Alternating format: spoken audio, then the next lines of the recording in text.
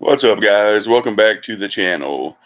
Today we'll be discussing who is Maitreya, and we're gonna have a special guest. His name is Gary from Search for Signs. Runs the YouTube channel himself. So we're gonna give it a few minutes and let him get here. Looks like probably Gary right there. All right, I'm gonna go ahead and drop a link, and if that's Gary, I'm gonna drop you a link into the comments. All you gotta do is click on it.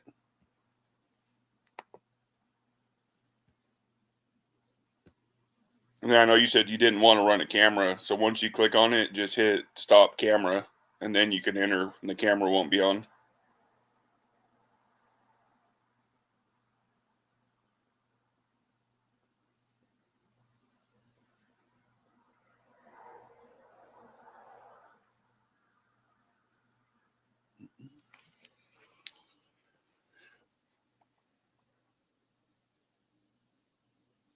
All right, I put the link into the comments.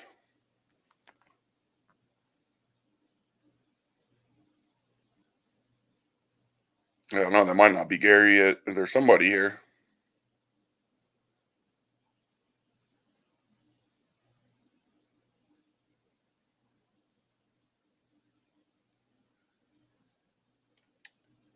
Oh, they left. It might not have been Gary.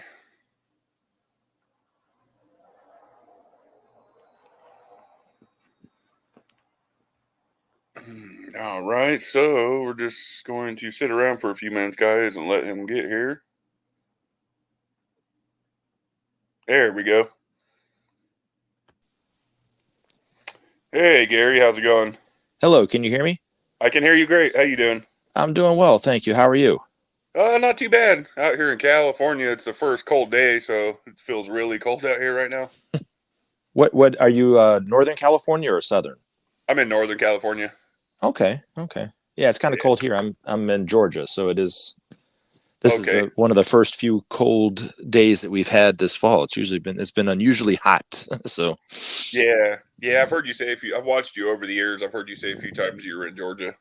okay. Awesome.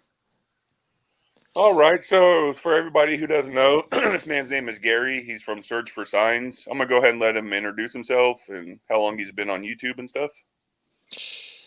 Okay, so my name is Gary Willing. I have a YouTube channel that he just your name is James, no? Correct. Yes. Yeah, hey James. Okay, so I just met you the other day actually via email. But Yeah, we've anyway, talked a few times in the comments over the years. did you really? Okay. Yeah. So it's been, I think I started my YouTube channel in 2019. So I think Okay. I'm right at about 5.5 years, almost 6 years now. Wow. Okay. Awesome. It's been a journey, I guess. But no, anyway, I'm just, I fell into this information some time ago and felt compelled to talk about it with people and so forth. But Okay. Yeah, I probably first heard about Maitreya in I would say 94, 95. I'm 45. So Mhm. yeah, it was probably 94, 95-ish I heard about him. And did you hear about it from Benjamin Krem? Yes, it was a YouTube video from Benjamin Krim. Yep. Okay. And he's passed away if I'm not mistaken, correct? Yeah, he died in 2016. I think that was Oh, the that long ago? Wow, okay. yeah. It's been a minute.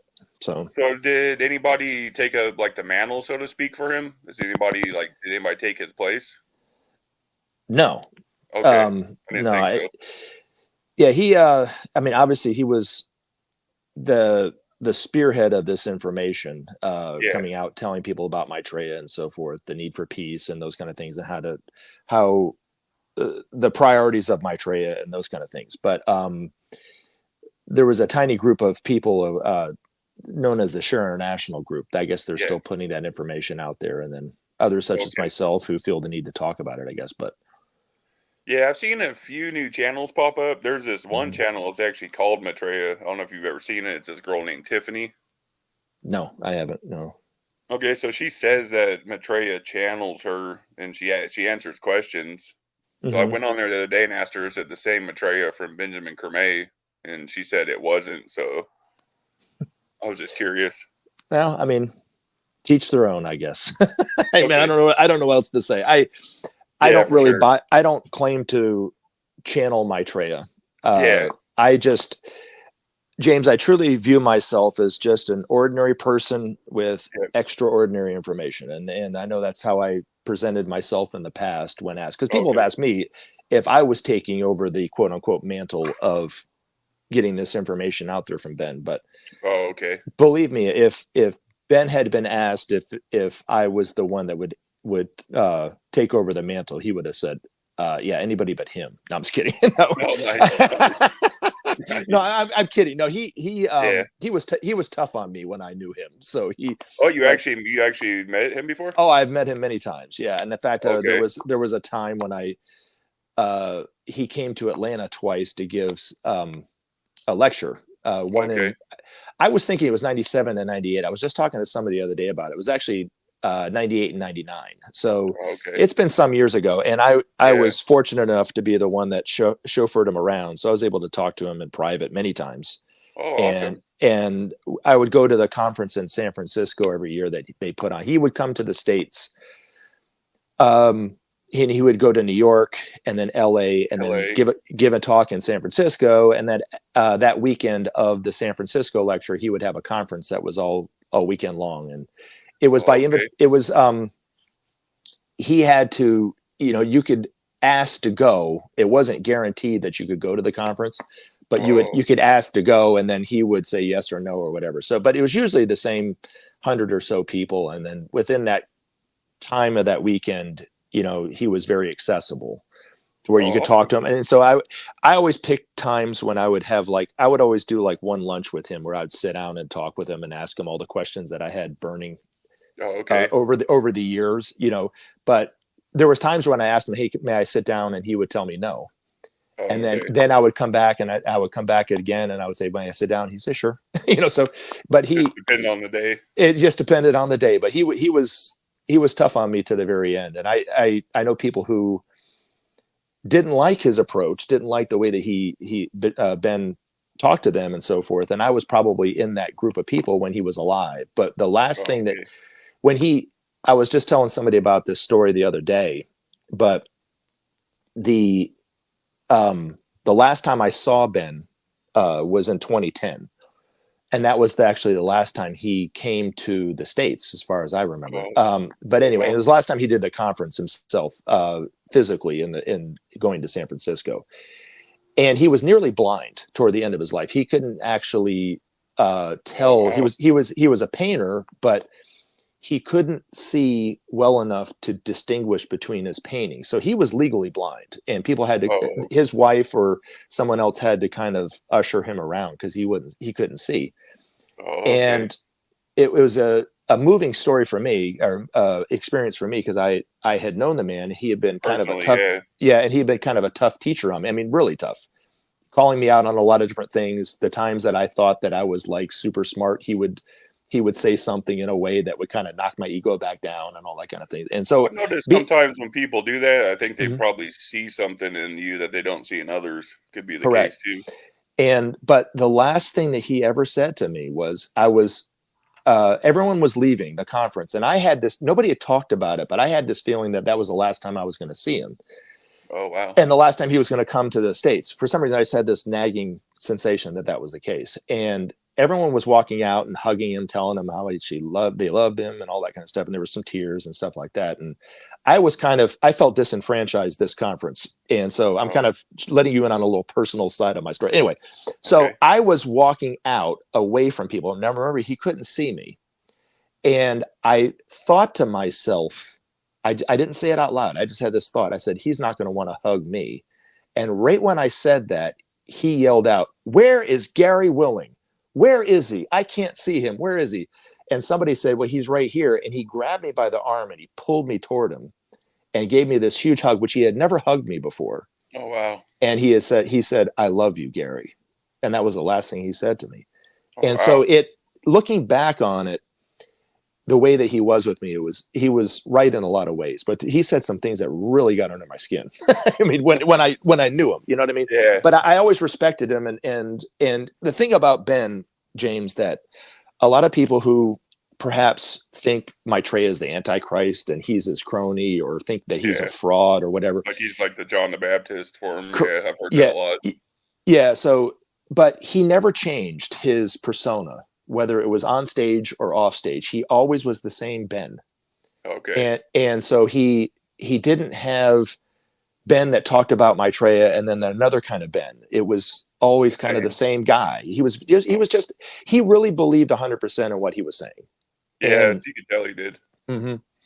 Now you don't have to agree with it, but looking in what he said, but looking at him and knowing him personally the way that I did, Yeah. I've never known somebody who worked as hard without any financial reward, without any support really, Yeah. for as long as he did.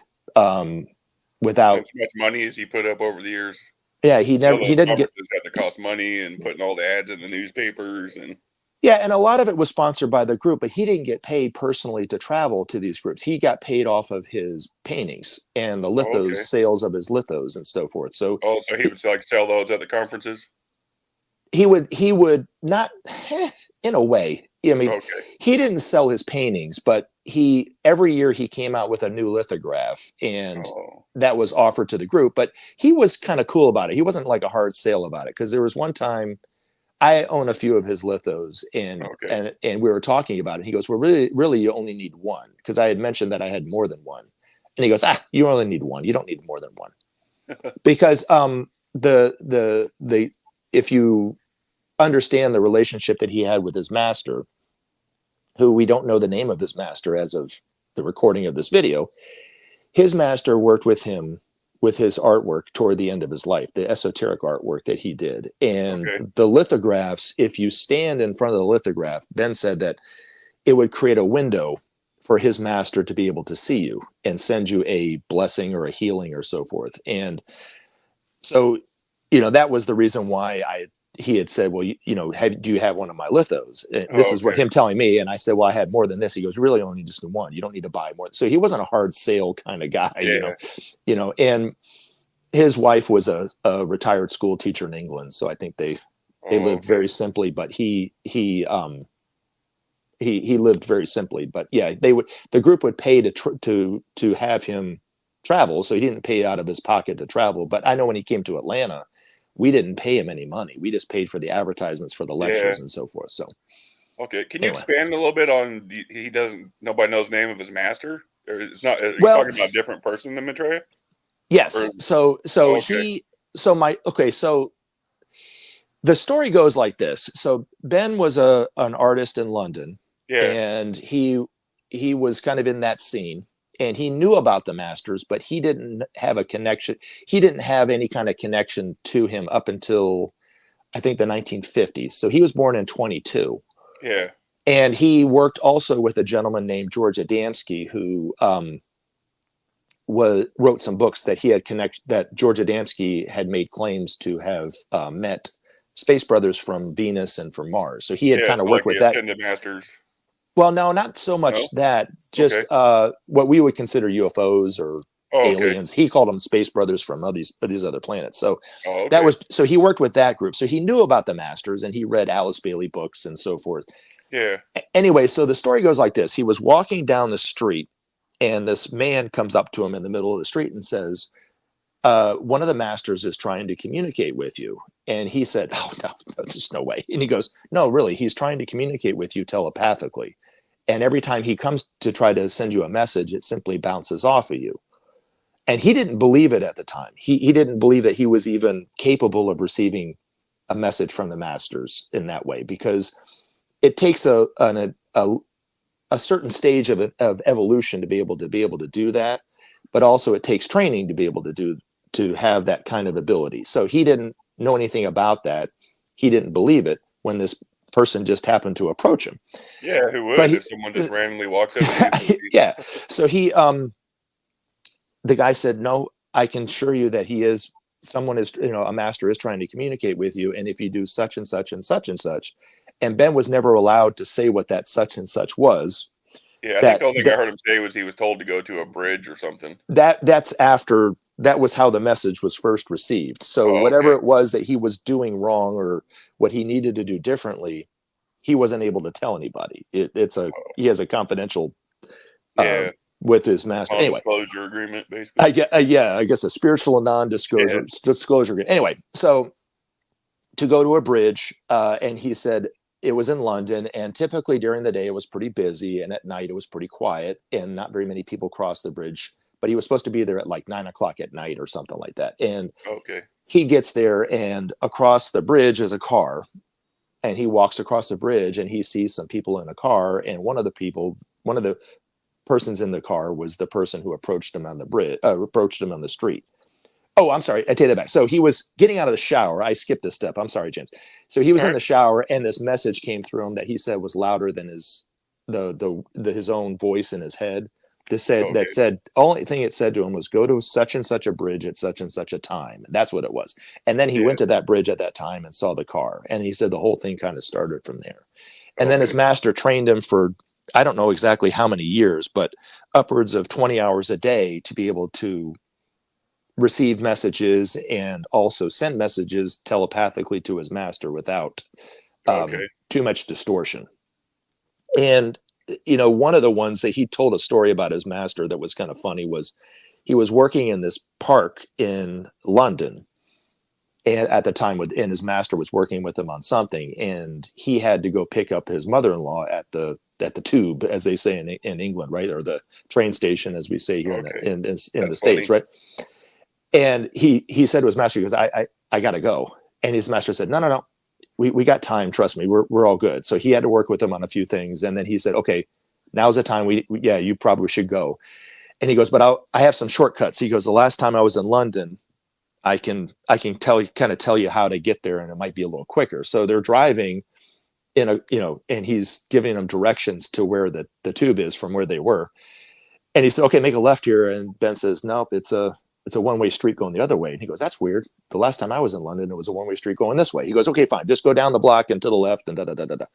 And when he drove to the train station, his mother-in-law was coming up the stairs right at that time. So Oh, his wow. master kind of gave him directions that way. So he asked his master, when he was working with him, to give him something, to give him proof and evidence that it wasn't Yeah. just a figment of his imagination. And his master sent him a picture via the mail of himself. So his master took a picture of himself and sent it to the mail and through the mail to Ben. Oh, okay. But the only thing he was allowed to say about his master was he's a senior member of what's known as the Masters of Wisdom, or the hierarchy on this planet, and his name Yeah. is well known among esoteric circles. So Oh, if you're okay. familiar with the Alice Bailey books, as I Yeah. am, there's a tiny group of masters that were mentioned in her book, and it's probably one of those masters, but I don't know who. Oh, okay. That would make sense. But he said that when Maitreya is out known for who he is, and Maitreya will start to introduce these masters one by one, eventually he will introduce one of these masters and say that was the master who was working with Ben. Oh, okay. So So that would be after the day of declaration? that's correct. That's correct. So Okay. your listeners, you said you were doing a like a I've done series it. on Maitreya or something, right? Yeah, I've done basically like an intro, kind of who he was, what they said, where he popped up, a little bit on Benjamin Creme. Krem? No, it's Benjamin Krem is his name. Krim. Okay, I'm sorry. And I was That's just okay. going to get into how everyone thought he was Raj Patel for a few years there. Mm-hmm. Yeah. So now your take on it, because I haven't had a chance to listen to your Yeah. series on it. I need to go back and do some research. I'm sorry, James, but No, it's do all right. do you and your listeners view? I mean, obviously, with the title "Yeshua is my Savior," so you're coming from more of a Christian background, no? Yeah, yeah, I'm a Christian channel for sure. Yeah. So you're looking at him as the possible Antichrist, right? Is that what it is, I'm, or you're having more of you an know, open I'm take on it? I'm 50-50 on if he might be. I would say maybe closer to 60-40 that he's real. I Mm-hmm. lean more towards the 60% that he probably is real, Mm-hmm. just because of how far you can trace him back through, like you said, through Bailey and all them. Mm-hmm. And so I'm leaning towards he's possibly a real person. And I don't. That's the thing, and as a Christian, you never know who the Antichrist could be. I mean, Hmm. like I said, Yeah. I'm Now, 60-40 if he's real. I used to be 50, probably lower than 50-50, but over the years it's gone up. and I think that's understandable coming from the background that you have, right? Yeah. Oh, yeah. That now according to the ageless wisdom teachings, the Antichrist is not a person. It's an Yeah, he said it was energy. like a narrow spirit. No, it's an energy. And it was an energy that was released a couple times, and it will be released one more time. And it's said in the Bible, the beast is chained back for a time and a half. Now, what does that Yeah, time and a half mean, right? So I would say, let me go back. So the one of the single biggest, I think, and this is just my opinion, so I'm just sharing my yeah, opinion with you yeah, and for your sure. listeners. So I'm not trying to get you to change your beliefs. I'm just sharing a different opinion on something. Yeah, for sure. That's But what I brought you on for. well, you're very kind to do that, by the way. But Yeah. and I respect it immensely. But Oh, thank you. the one of the single biggest misinterpretations in the Bible, from my perspective, is the length of time of revelation.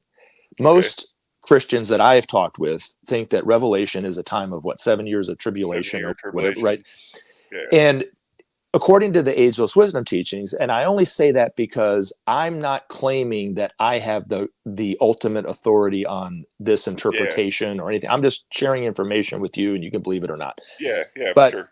that revelation was written for a quite more broad, over the centuries, not even over 7 years. And it started when John was actually writing Revelation. So one of the beasts in the Bible, according to the ageless wisdom teachings that he was referring to, was Nero, the emperor Nero. that Yeah. supposedly played a fiddle while Rome burned, that kind of thing. But the Yeah. Antichrist energy was released through him in order to destroy the way that the Roman dispensation was, because it had that not been destroyed, Christianity would not have flourished over the last few centuries the way that it did. So it was Yeah, destroyed that's in that true. way. That's true. And then, according to the Bible, the beast would be re-released again. And according to the ageless wisdom teachings, that was during the time of World War I and World War II. Through the So would then that it be would Hitler? well, it was actually the group. It was the Axis powers.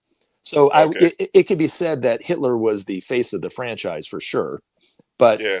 it's not. He was a part of the Axis powers. So the Nazis in Germany, the fascists in Italy, and the militarists in Japan, not the emperor in Japan, but the militarist in Japan, made up the triangle Yeah.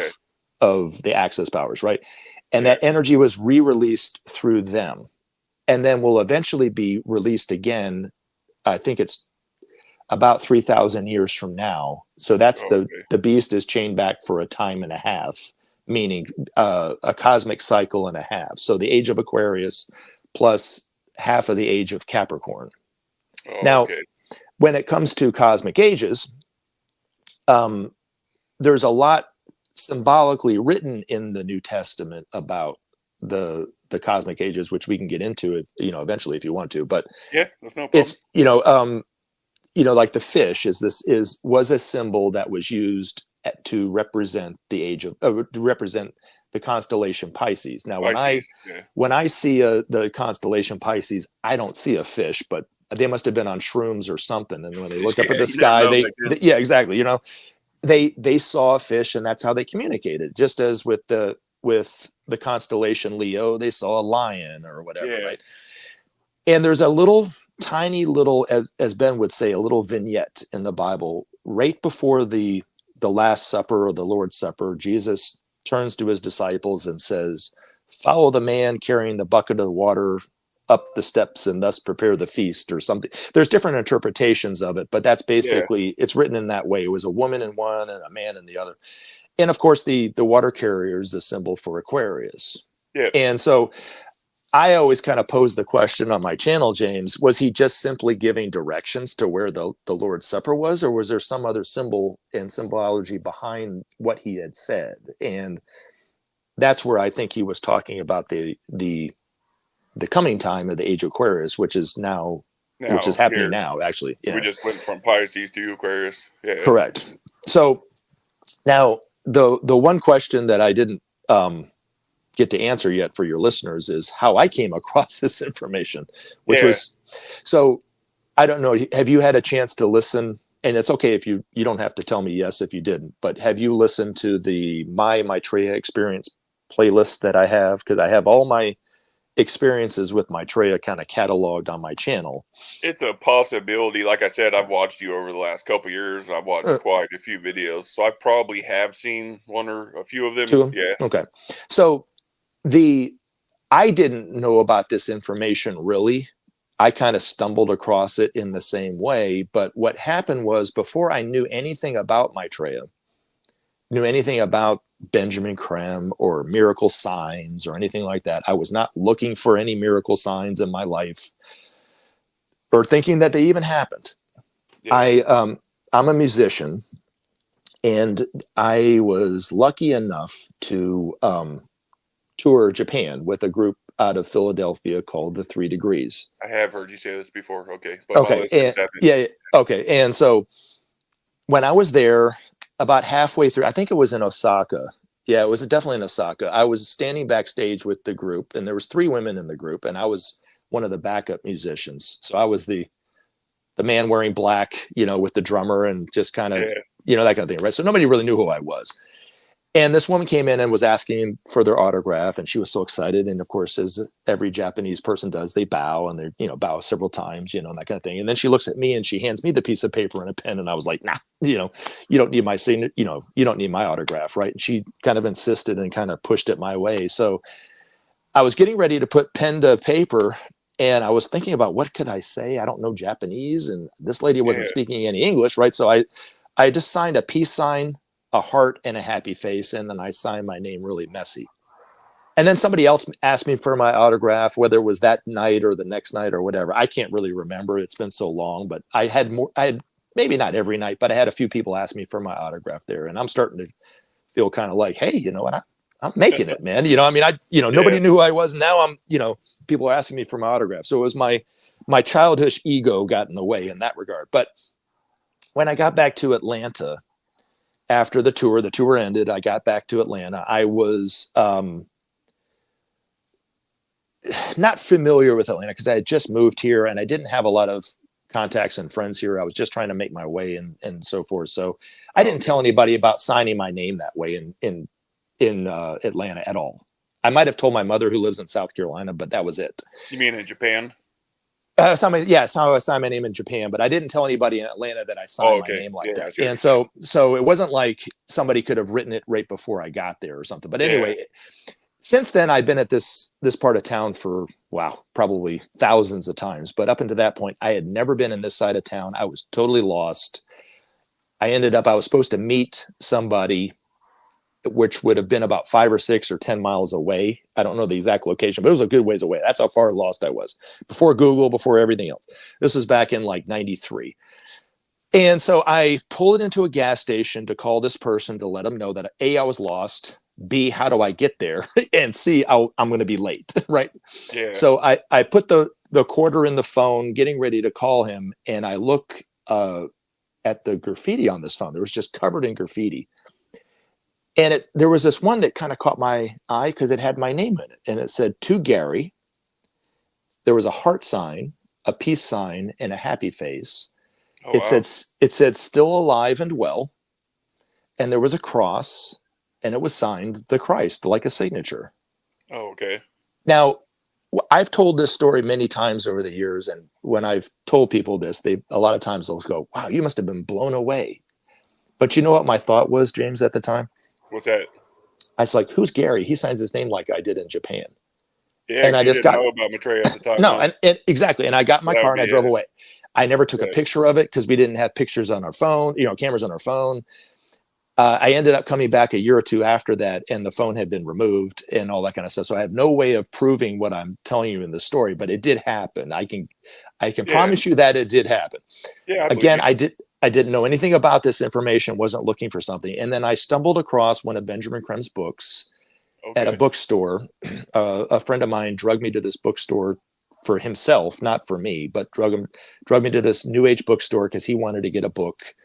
For some reason, he thought I was an expert on New Age stuff, which I wasn't. I don't even know why he even thought that I would even know anything. But anyway, but he went one way, I went another. I ended up finding one of Benjamin Creme's books, and the whole thing kind of started from there. And then I just Okay. happened to listen to somebody in the Atlanta group here that was in the transmission group talking about all these experiences that people were having with Maitreya, and some of them were written in Share International magazine. And I'm listening to them, and I don't know if it was that night or if it might have been a week or two after that, but I started to remember this experience on this payphone.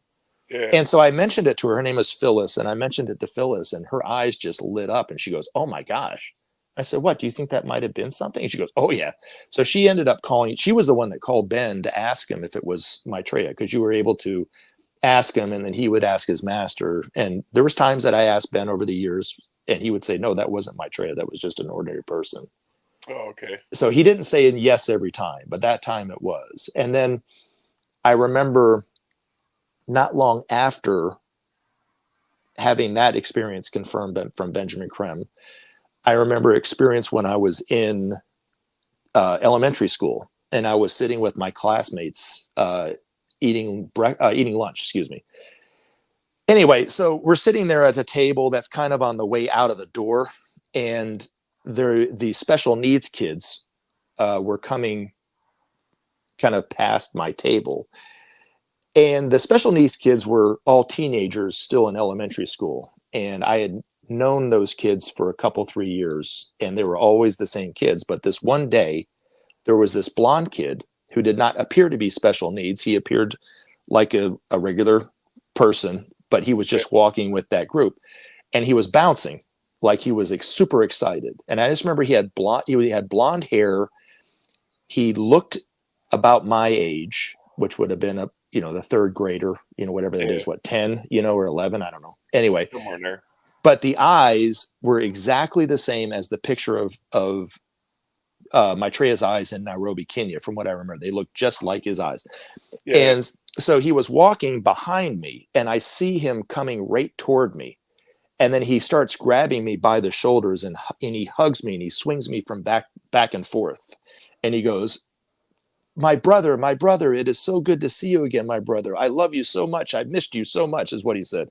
And only thing I did, James, was I pushed him away. I said, "Get away from me." And I remember calling him an octopus. That was the biggest insult I could think of at the time, right? And I said, "Get away from me, you octopus." And all my friends at the table were just laughing. And, "Oh my God, Gary has a brother who's," they used the R word, retarded, back in the day, which I know is a derogatory term now, right? Yeah. But that's what they said to me, right? Yeah. I was just horrified that this happened. And then I remember once I pushed him away, he turned around and looked at me and gave me this huge smile. It was just this genuine, loving smile, and I'm putting words to it, but it was like, "You'll get it someday. Don't worry." Right. Yeah. And then he left, and I felt guilty about what I had said to him. And I wanted to maybe befriend him. And I never saw the kid again. Oh, But wow. that was Maitreya, according to Ben. So Yeah, I thought I heard you say over the years you'd maybe met him a few times. yes, sir. And the one thing that uh, I've sat down with Maitreya, sat down with me on one of my music gigs for about an hour, and we had a conversation about some different things. And Oh, I wow. can go into that one in a second. But the one that really kind of it actually not kind of really inspired me, James, to do my YouTube channel, because at the time I wasn't doing anything. I had left the Share International group. I stopped doing transmission meditation, and I was just kind of in this, okay, I guess I'll get on with my life. Right. Yeah. So anyway, Okay. I remembered this one experience that I had, and I was just like, it's crazier than even the payphone message, because I didn't see Maitreya. Somebody else did. So the story goes like this. I was working 3 jobs. Now I only work one job, but I was working 3 jobs at the time. I was waiting tables. So I'm an out of work musician. I'm waiting tables. And then, of course, life goes on. You get more bills. You have to get another job, that kind of thing. Yeah. And then Oh, yeah. I came across a job where I was cleaning a building. So I was waiting tables in the morning, waiting tables at night. And then after that, I would go and clean a building. And so I worked for about an hour, hour and a half cleaning this building. And I was trying to get my wife and my daughter here from the Philippines. I married a woman from the Philippines, and Oh, at okay. the time we were going through the whole visa process, which was rather expensive for a waiter to Oh, I anyway. can imagine. So I was working from like 5 o'clock in the morning. I'd come home, sleep for about a half hour or an hour, go work at night, and then go clean this building, and then sleep for 3. I mean, it was like that every day, pretty much for months. and I was about at my wit's end. I I was can just getting imagine. burned out, right? Anyway, so I'm cleaning this building, and the building that I'm cleaning is on an airport, and it's semi-secure. It's not super max secure, but there was a security gate that you had to go through. You had badges you had to get through into the different parts of the building, and there was a security person at the front because A, it was on an airport, but B, it was where the governor had his plane, and the Department of Okay. Natural Resources had some helicopters. They had a little hangar there. And if you ever saw the movie Flight with Denzel Washington, they actually Yeah. filmed the hangar scene at the building that I used to clean. That when they had the building, they had Oh, okay. the plane in the building that was dismantled because of the accident, and he's walking through with Don Cheadle. That was actually Oh, the wow. that was actually the hangar that I used to clean. Anyway, so you couldn't just walk into this place. Is my point. But anyway, Yeah. I I'm imagine. cleaning. And I clean this building every night, and it was 3 floors, and on the top floor was 2 offices. One was the Department of Natural Resources that had the pilots for the helicopters, and then the other side they dealt with runways and airports. And they had these manuals that looked like phone books of all the different runways in Georgia. Anyway, so for like months, I don't know where the trash was coming from, but I would just have mounds of trash in this one side of the building. It was just in this one locked office building with these manuals. And so I would be super exhausted after working 2 jobs, and then I would go up there and have to deal with this. And every time I'd see the freaking trash, I was like, oh my God, I can't take this anymore. It was just Yeah, I because I'd bet. have to go down and come back up and go down and come back up. I'd have to do like 3 or 4 loads sometimes. And it Yeah. was every night. It was like this for like a month. And so I kind of just hit my wits' end with this. And I just asked Maitreya one day, I said, and I just thought this. So I don't have a phone where I can call and ask him. Yeah. I just thought, so Maitreya, I'm trying to get Dorothy and Tin here, and I don't know what to do. And I'm working like this, and I'm tired, and I just can't take it anymore. I just wish somebody could help me with that damn trash. Sorry to cuss, but anyway, so Oh, I no, wish you're good. with that trash. And that was my thought to him.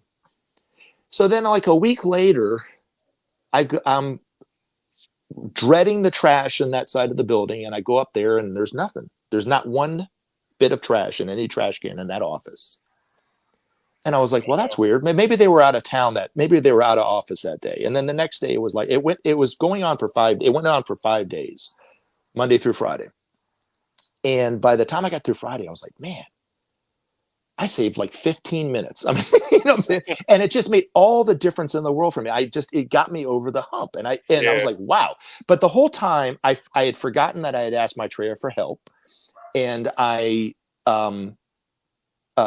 was it? I had thought that they were just out of the office that day.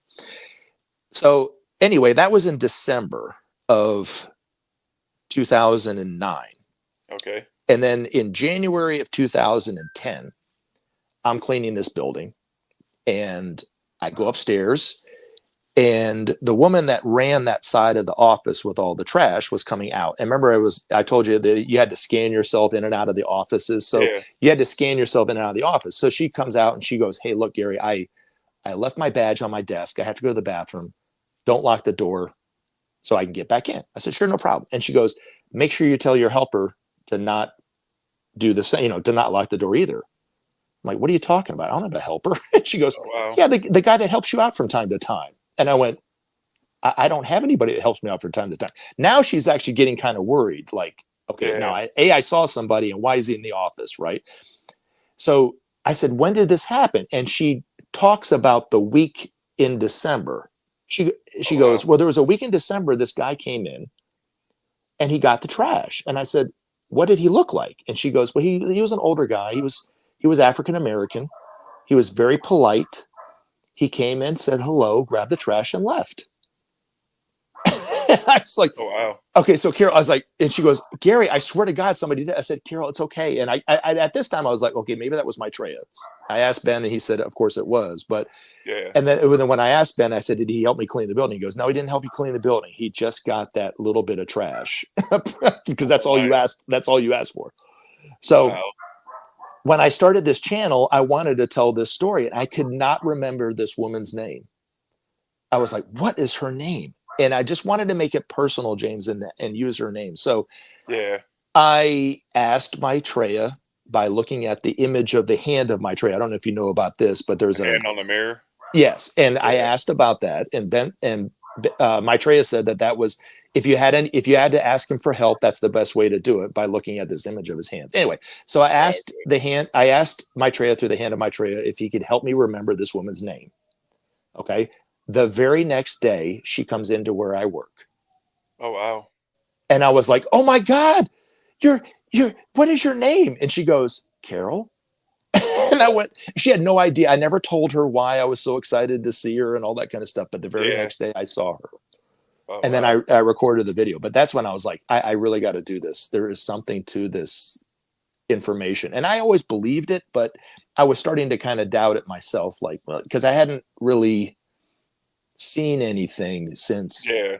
since Ben made the announcement that Maitreya had been on TV. So I was Yeah. starting to like, maybe he's full of crap. You know what I mean? I don't know. I was thinking like everybody else thought. Yeah. A And then lot of when people were thinking that because it's nobody could totally find understandable. him, and then Mm-hmm. everybody thought it was Raj Patel, and then it Yep. kind of just died down from there. And I can understand why. There he is very adept at Yeah. blending in. Okay. Okay, so what I mean by that is he can look however he looks. The times that I saw Maitreya, again, like when I saw him in elementary school, he looked like a young kid, but he can look like a woman, he can look like a man. I'm not saying he's looking that drastically different on Yeah, I TV. remember 10, 15 years ago, that old Mm-hmm. lady at the Bilderberg meeting, they said it was Maitreya. Oh, really? I didn't hear about this. That's Yeah, it was an interesting. old lady, probably in her 80s and all white, walking around with a cane. Okay. Pretty much a lot of the big wigs were walking around with her outside. Hmm. Yeah. Yeah. So Ben said he said this years ago, if I remember correctly, that he would look about 80% of how he really looks when That's he what I was does gonna the ask. So is his real that's how he really look? Is that the picture from Kenya? That's how he really looks? no. That's how okay, so that picture that was do you know everything? Do you know anything about that situation? What happened in Kenya at that time? Did you read about this or Yeah, I read how basically he appeared out of nowhere in front of the village, and then what was the lady's name there? Mary something? Maria Katza, who Mary was a, Akata, yeah. who And then who was a fundamentalist Christian, doesn't believe any of this information, but that is how they saw Jesus to come back, yeah, okay. So he wearing appeared and white said he was the Christ. with the blue and all that kind of thing. And Yeah, so blue and white. he spoke when I always joke around saying that this was just a great miracle as appearing out of the blue. He spoke in perfect unaccented Swahili. Can Swahili, you yeah. can you do that, James? Can you speak in unaccented Swahili or no? No, I've never I'm even I'm tell kidding. you a word in Swahili. Exactly. So, but and then after that, for pretty much every week, he was appearing to different religious groups all around the world, Okay. appearing I appearing never heard that. as appearing as they were expecting the teacher to come back.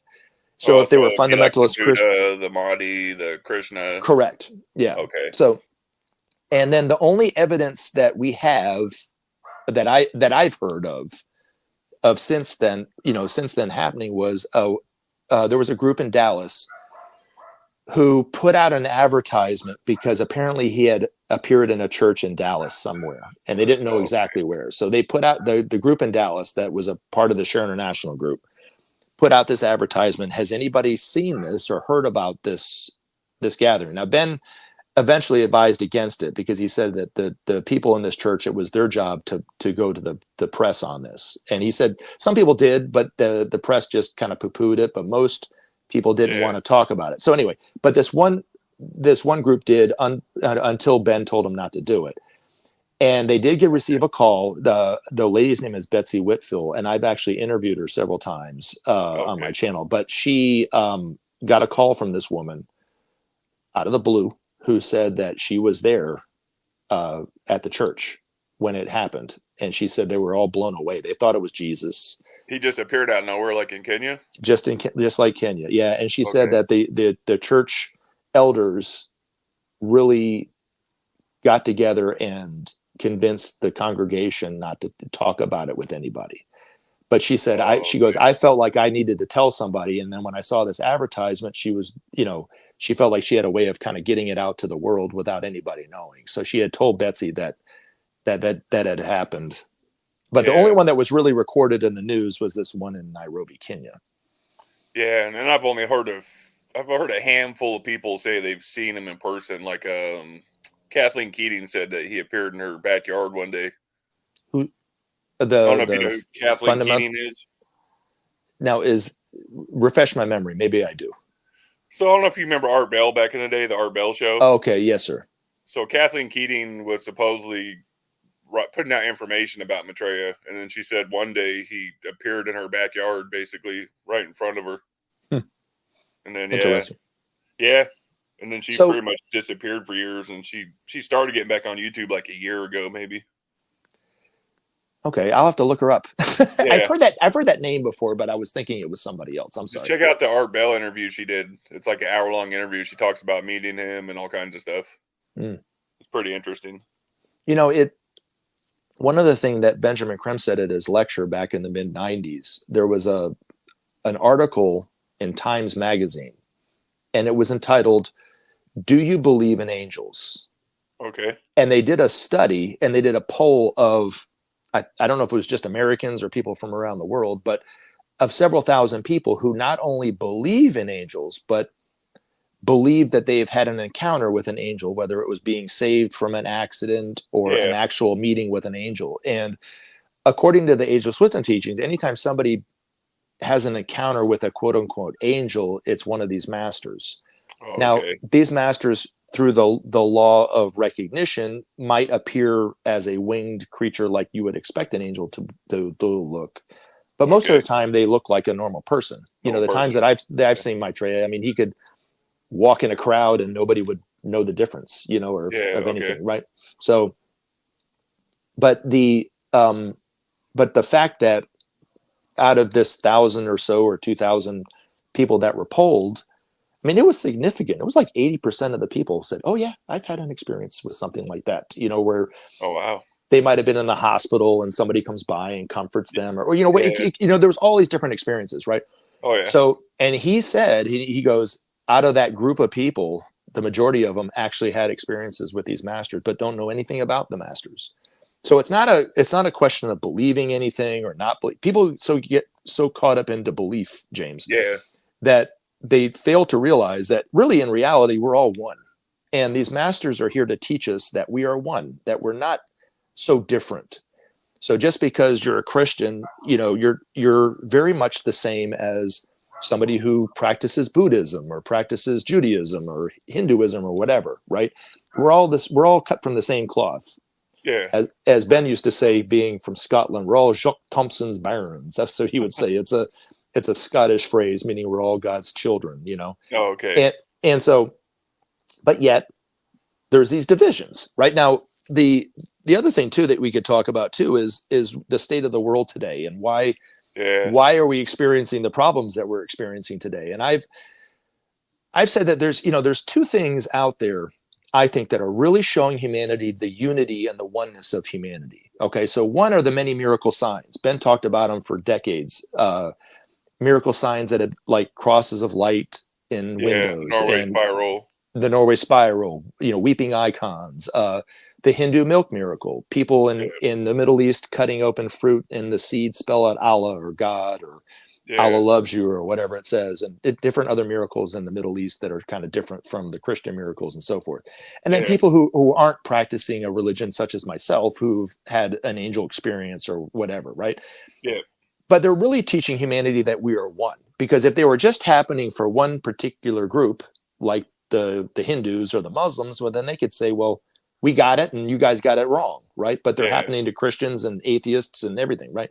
But I also think, James, the one thing that we're not realizing, and nobody in the mainstream media is really talking about this, or even on YouTube, really, is that the problems of the world are also teaching humanity that we are one. Now, I don't have a problem with people believing in what they believe, right? Yeah, but what I do have a problem with, and I have a bone to pick with Christians per se, because I interact with Christians more than I interact with any other people of any other religion. I would imagine. Yeah. But that's why I told you I'd keep this interview really respectful. I know you probably have some. And you can crazy switch it around interaction. and get some tough questions in the end if you want to ask me some really tough questions to see where I stand on things. But anyway, Okay. but the only bone that I have to pick with Christians is they have this kind of fatalist attitude, and it leads to complacency. Okay, so the problems of the world, but they say, well, the world's going to end, right? That's what it says in the Bible. The world's going to end. So why should we even do anything? This is where we need to be. The world is dying. So okay, that's great, perfect. This is being, it's proving the Bible correct. Maybe is what they see, the way they see Yeah. it. I disagree with that. I don't think that the world is going to end. I believe that humanity has a wonderful future together. Whether you're a Christian or Muslim or Buddhist or atheist or whatever, Yeah. that the symbol in the Bible that is really representative of the unity of Christ, of humanity with Christ at the center, would be the Lord's Supper, of course. The 12 disciples represent all the different peoples around the world and different ways of looking at things and so forth, with the Christ at the head of the table unifying all of humanity.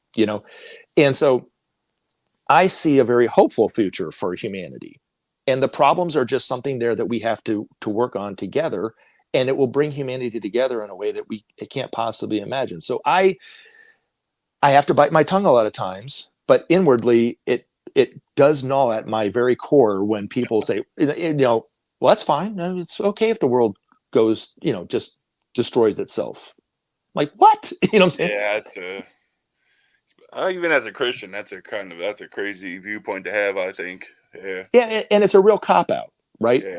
But I think when people realize that, let's say the environment, for instance, the environmental problem, the pollution, Yeah. you don't have to necessarily believe in climate change, but there is definitely pollution out there, right? That's making people Oh sick, yeah. right? There's so much plastic in the ocean. It's Correct. crazy. It's And crazy. it doesn't matter how much money you have, what language you speak, what religion you practice, that is affecting everybody. Yeah. And Oh yeah. I And agree on so that. we have to come together as a people at some point, or we won't have a planet to live on, right? So that's just my Yeah. view on that whole thing. But Yeah. I mean, I see what you're saying there. There's definitely truth to that. and then I also think that the divisions, the economic divisions, the political divisions, the racial Racial. division, the Yeah. gender divisions, I mean, I've joke about it, but it's kind of true. Even vegans and carnivores can't see eye to eye on things. I mean, it's like Yeah. there's a division there, right? Oh yeah. So those divisions in ipso facto kind of roundabout way are also proving and teaching humanity just how one we really are too, because we have to learn to understand that living in the United States, I don't know if your listeners are predominantly living here in the United States, but Pretty much. Yeah. yeah, so the political divisions here, right? The Republicans Yeah. are basically expecting either the left to go along with what they have to say, or just fall off the face of the earth at some point, right? Yeah. And if you were to interview a Democrat, they would think the same thing about the MAGA folks. But in essence, we are all in it together, and we're not going anywhere. Yeah. So we better we better learn to get along at some point, right? This election's I don't know. It's kind of scary. I don't know. So yeah, that I would be think a whole either different side's talk not show. going to be. I think either side's not going to be happy. So Yeah, probably shouldn't get true. too deep into that one. Yeah, exactly. But Yeah. you get what I'm saying. Hopefully that Oh yeah. it's neither side is going anywhere. It's like the unstoppable force versus the immovable object, right? Yeah. For sure. And so who's going to win? Nobody's going to win in the end. We have to Yeah. and the one line in the movie The Matrix that really got to me, and it's funny because Benjamin Crimm's master quoted this one time.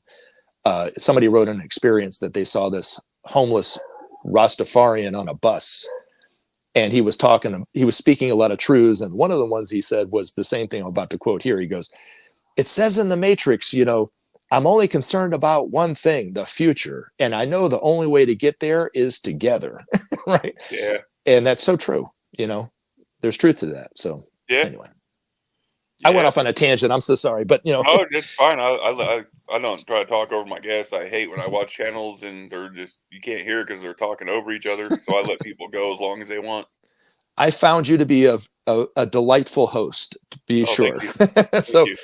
now I did lay out an offer for some tough questions from you. If you have some tough, I don't know if it'll be too tough, but come give me on, some questions. So, lay it so on what's me. going on now since Ben died? I haven't been hearing too much about Maitreya since then. It's a good point. Is he I still don't know. making? And is he still making television appearances? I don't know. Okay. I honestly don't know. I don't have a connection with the only connection that I had with that information was the same as everybody else through Ben. Through Ben. You know, Okay. um, I know he's still around because I've had a couple of Maitreya experiences since Ben passed away that I couldn't call and confirm with Ben. Oh yeah. So I do think there's a distancing from this a little bit, meaning that perhaps it's always darkest before the dawn. So maybe this is the darkest before the dawn, so to speak. But Yeah. my guess is, if I had to guess, James, Yeah. is when we all finally start to realize who and what Maitreya, that is Maitreya, right? Now, Yeah. we won't know for sure until he declares himself Maitreya, right? Yeah. But, um, by whatever name he's using, and according to Ben, he's using a very common Yeah. Middle Like a Eastern John name. Smith or yeah. Yeah, exactly. But let's just say he's using a different name or whatever. It doesn't matter. But I would almost, if I was a betting man, which I've been known to lay down some bets on some stupid stuff before. But anyway, if I was a betting man on this and I was in Vegas, I would probably say that when we finally do recognize him, or he finally does declare himself on the day of declaration, he will be a familiar face that we've probably seen and didn't Yeah. realize that was him. That's Yeah. That one would make sense. possibility. Okay. And it's just a possibility. And I could be totally off on it. Now, it does seem kind of dead out there. Yeah. Now, and it's not in terms of just the masters, but even in terms of our own humanity, we don't seem like there's a lot of leaders out there on the horizon, right? It's Yeah. just kind of dead in a lot of ways. And Ben's master wrote this article right after 9/11 entitled America Adrift. Now, what would make America adrift? Well, we don't have any leadership, real leaders out there. We don't Yeah. have the Roosevelts or the Kennedys or the Yeah. Lincolns or anything like this. We have just a bunch of morons, right? Yeah. Running the show. And so it's just, we're kind of in that kind of time frame. Now, each country esoterically is just like a person. It has a soul. So the United States has a soul that's different from the soul of Japan or Canada or Russia or China or whatever, and with a different purpose and a different destiny for its people. And according to the masters, each nation has a divine right to rule its people in its own way, in the way that they see fit. Okay. But to fulfill the sole purpose of that nation. Okay. Yeah. So the great leaders like Lincoln and some of those, historical figures, those very charismatic political leaders, and they don't even necessarily have to be political leaders. They could also be social movement leaders like Martin Luther King or something like that, really Yeah. represent the soul of the nation. Okay. And so when the soul of the nation is flourishing, those individuals start to come to the fore. And when it's just the personality of the nation, well, then you get the garbage. You know what I'm saying? Yeah. So right now, and the only time the soul of the nation really ever flourished, it actually was ever manifested of this country, was when the Marshall Plan was instituted. But Yeah. according to this article, Ben's master said the world is waiting for the soul of the United States to kind of come forth, and it's not right now. So we're Oh, living, and I would have to kind of talk about that at greater length. So I don't mean to lose anybody in that yeah. discussion, but anyway, I think it's a necessary point of time until it might be a few years to come Yeah. until we start to see those leaders come forward to kind of lead the people and those kind of things. But there's Yeah. still a few here or there, but I think that's a part of it. And I think that perhaps the other side of it is Maitreya is, when he was being interviewed, he's not being interviewed by someone separate from our own humanity. He's being interviewed by the media. Yeah. Okay, the media, according to the masters, doesn't matter how corrupt you view it or whatever, represent humanity. And that's how we Yeah. because that's how we communicate with ourselves. So Yeah. if the person interviewing him doesn't ask him a question that brings that out in the Okay. discussion, then he's not going to volunteer that until it's brought out. So, it most people are unaware of infringing in people's free will, right? We do it all the time, right? Yeah. We assert our opinions whether people ask for it or not, and all those kind of things. And so these masters don't do that. So they don't infringe upon anyone's free will. So Okay. and so if Maitreya was being interviewed by one of our representatives in the media, and they don't ask him a question, they're just asking him about something else, the weather or Yeah. whatever it happens to be, he's He's not just going gonna to answer volunteer. he's just going to answer what he answers, and how he answers it in that way. Now, the other thing too that Ben said was a possibility too, was that Maitreya was speaking to people were recognizing him, but they were forgetting it. Oh, And okay. so that, I don't know much about that. I'm just throwing that out there as the other option too. But anyway, Okay. does that make sense? Yeah, So, that makes sense for sure. and Yeah. but I have to go back to what I said at the beginning of our discussion. I totally understand when people don't believe that he's real. They Yeah. think Oh, that yeah. Ben is full of garbage, right? Yeah. And I've seen and half. I see that some sides thought he was a con man, and yeah, I've seen all those comments before and stuff. yeah, Yeah. and I get it. In fact, I would take that over some, and I would understand that over somebody who automatically, because of their own prejudice, Yeah. think he's the Antichrist without ever seeing him on TV or even hearing anything that he said. You know what I'm saying? Yeah. Exactly. You know what I I'm mean? like, And that's why I said if that's why I said I'm 60-40. It's been getting closer lately that he's real. So, yeah, but yeah, yeah. if you've never seen him like in the flesh as a real man, that's yeah. Yeah, how could you call somebody the Antichrist? I see what you're saying. All right. So give me another hardball question. Let me see here. Hardball question. Okay, so I've heard in the past that supposedly he might have an office at the United Nations. Have you ever heard about that? Yeah, that's not. I don't think there's any truth to that. No truth to So that. Okay. now so eventually the United Nations, and this is actually coming from Alice Bailey. So this has been quite some time that this was written down from one of the masters. Is agencies like the United Nations, I know they get a bad rep from people in America because the United States wants to rule every other country with impunity, right? Yeah.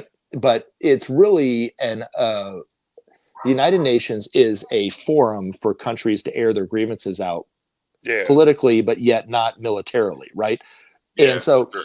it will eventually be central to the political life around the world will be the United Nations. And this evil, fear that a lot of conspiracy theorists had about the United Nations, especially back in the 90s when I kind of was coming up through all this stuff. You don't hear much about the United Nations now in terms of conspiracy theories, right? It's all centered on the Yeah. Democrats or whatever. But anyway, um, there's no truth to any of that stuff. But it's just it was formed under the inspiration of one of these masters through Roosevelt and his group. And in the articles of the United Nations is the principle of sharing. It's Article 27, I think, is what it is. Of in the in Okay. the in the I'm not exactly sure of the number, but anyway, if you read the articles of the UN, there's an article that really describes what justice is, and it describes how to get justice through the principle of sharing, and those kind of things. Okay. But anyway, no, he doesn't have an office. But eventually, it'll be headed by one of these masters, according to the master DK. One of the masters will work and head up the United Nations. And these masters don't need to sleep. They don't need to eat. They don't need to go to the Okay. bathroom or anything like this. So they'll be working 24 hours a day in that area. And then there will be eventually the ideal plan for the principle of sharing is that there will be an agency in the United Nations that will be headed by another master that will really be the logistical center for the principle of sharing through the United Nations. Okay. I got you. And then the United Nations role will really be making sure that the food gets there, making sure that it's done right, and those kind of things, and also making sure that every nation has its voice. Yeah. Okay. so that a country like the United States or China or Russia can't just bully, so China can't bully Taiwan into doing something. Taiwan has just as much a voice as Yeah. China does, right? Or something like that. Does that make sense? Oh yeah. So anyway, So now with the sharing, would that be like a universal income type of sharing too for people? Do you think? no, if you Okay. look at, if you, and on my channel, I have a link to the Wikipedia page about the Marshall Plan. And Yeah. there's also another link that is a video from, I think it's the History Channel, talking about the Marshall Plan. Now they don't look at it from this perspective, but according to the masters, that was the only time the principle of sharing was tried. And so Oh. so Okay. one of the generals from World War II eventually became the Secretary of State. His name was George Marshall. Yeah. And I don't know if it was his idea or somebody in his group. It doesn't really matter, but it was named after him. And I would agree with most historians that perhaps the military industrial complex that was probably the driving force for the Marshall Plan. Their intention was not to share unconditionally with these countries. It was to stop the potential spread of communism in Europe, right? That Oh, was probably okay. their intention. But they stumbled across the principle of sharing, because what the principle of sharing implies is taking excesses of resources that a nation has and giving it freely to another nation that needs it. And Yeah. then that nation has an excess of some kind it can pay back for what it took. Yeah. So for instance, the Philippines might need oil or natural gas or something, right? And they might have a lot of fruit. And then Yeah. a country like Iraq has oil but doesn't Oil. have bananas or something, and they could Yeah. swap the two, right? Yeah. Or it might not go directly back to that country. It might go to another country. Another country. And then according to the masters, every single country in the world has an excess of something. And of course, every single country has a need of something that Yeah. another That's country true. could supply. And through that, that would be the principle of sharing. It has nothing really to do with the economy of the Yeah. people. Okay, It's more. initially, and I need to stress that initially, because eventually it will be more of a socialistic view, and I'm going to get into that because I don't want to scare anybody away. But so if you look at the Marshall Plan, okay, with the nations that participated in it, right? Yeah. Did it create communism here in the United States because we did that? Do we have a communist state right now in the United States, or are we more of a No. capitalist country, right? So Yeah. it didn't provide universal income. It didn't do anything. Yeah. It was just the sharing of the resources between the two. Okay. But what it did do, and this is where the History Channel doesn't talk about, because it really is the key to our future, okay, is because the future for humanity is peace, okay, and the only way to do it, according to Maitreya, is through the principle of sharing. That's the only thing that's going to bring about justice and bring about peace. But it did bring about goodwill amongst the nations that participated in it. Okay. It doesn't mean that your idea of peace, true and lasting peace, would look differently than this, perhaps, or mine might look differently than this, but it did bring about goodwill amongst those nations. So the nations that participated in it, like the United States and Western Europe, they didn't always get along. But has France invaded England since then? No. How about Germany? Has Germany decided to drop a few bombs on London since then? No. Okay, so it did bring about a measure of goodwill, even though it only lasted for 4 years, and it Yeah. stopped over 7 decades ago. Yeah. So Okay. it really, if what Jesus said is true, a tree is known by its fruit. The fruit of the tree of sharing is peace, right? Yeah. I mean, in essence, and so there's a In essence, historical, yeah. there's historical evidence that there's truth to it. So there's a basis. So it's not hypothetical what Maitreya is talking about. Okay, so Yeah. but that in and of itself is how peace would look. Now, according to Maitreya, the best system of economy in a country is a little bit of capitalism and a greater deal of socialism. So he said it would be like, I think 80-20. Okay. 20% capitalism, or maybe 30%. I can't remember the exact number. It's written in his book somewhere. Anyway, so 20% capitalism, maybe 80% socialism. Okay. And nowhere in the world today is that percentage found. The Yeah. closest he would say would be the Scandinavian countries, but they're like 60-40 or 50-50, but it's Yeah. still much better than it is in the United States, which would be Because like they like 90. Amsterdam, they give like free medical and all that. And yeah, I Correct. see what you're saying. And so within that article that I was just talking about in the United Nations is that every man, woman, and child as a right has food, clothing, healthcare, shelter, and education as a Okay. right. Yeah. And that's within the charter of that I was talking about. It wasn't an article; it was a charter. I'm sorry, the UN Charter. It's an article in the UN Charter, I think. Anyway, Okay. but that would only happen when there's justice in the world. Okay, so according to so here in the United States, there's a great deal of what we would perceive as freedom, right? We have the freedom Yeah. to, whatever, right? But Yeah. it's not true freedom unless you have the money to do it, right? So if you have no Yeah. money, you can't travel anywhere.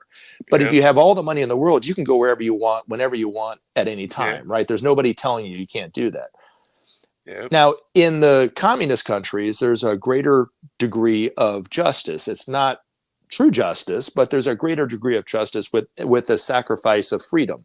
Okay, so the masters would tell you that freedom and justice are one and the same. There's no difference. You can't have true freedom without justice. So, for instance, you can't have true freedom until all your needs are met.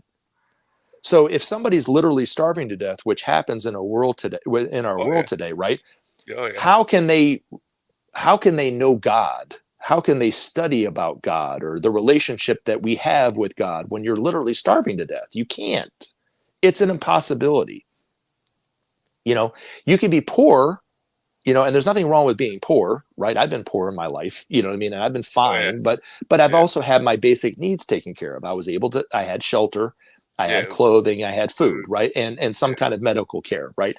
So in the future, as you're right, everyone will have this. And you can kind of see it, James, coming down the road. Yeah. And it's called automation, right? I mean, Yeah. and so the fear is that it's going to put all these people out of work. Billions Yeah. of people will be out of work when everything is automated in the way that it's imagined to today, right? Yeah. I heard Elon Musk talking about that. He said here after not too long, all the robots will take over the jobs, and he was said that there will be a universal income at that point. Yeah, and in fact, I was listening to this guy who was quite smart, and he was saying, and he had a think tank company that it would take longer for me to talk about this, but he was quite a Yeah. fascinating guy to listen to. But he was saying that the governments around the world could actually, instead of receiving a tax from people, could pay their people a tax. Oh wow. And he said Yeah. it's economically feasible to do this, right?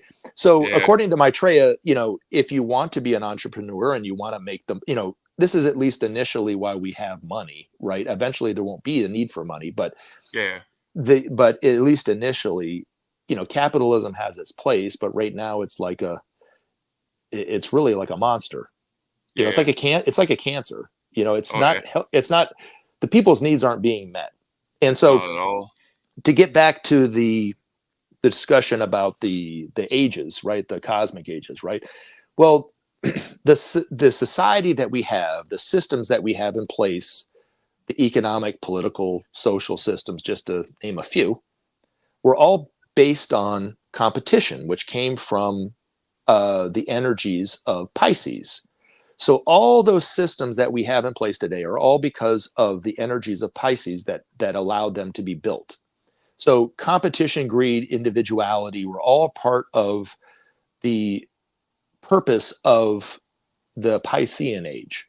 So if we were to go back 2,000 years ago to the time of Jesus, the terms like I think, therefore I am, or be the best, or you're unique, those were concepts that didn't even exist Yeah. in the lexicon of human existence, right? I mean, people didn't talk or think like that. And Yeah. anybody that could think on any level ruled them because people Yeah. couldn't think, right?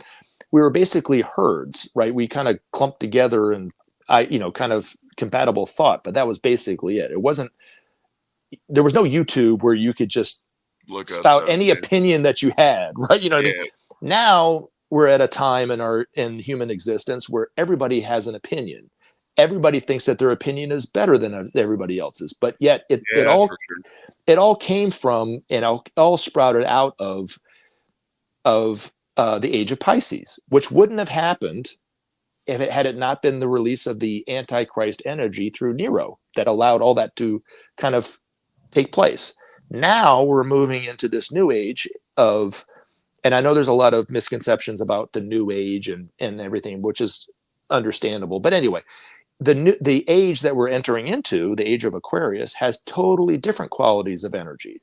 So the energies from that constellation are synthesis, brotherhood, unity, cooperation, and sharing, which are totally different than competition, greed, individuality at the expense of everybody else, right? So Yeah.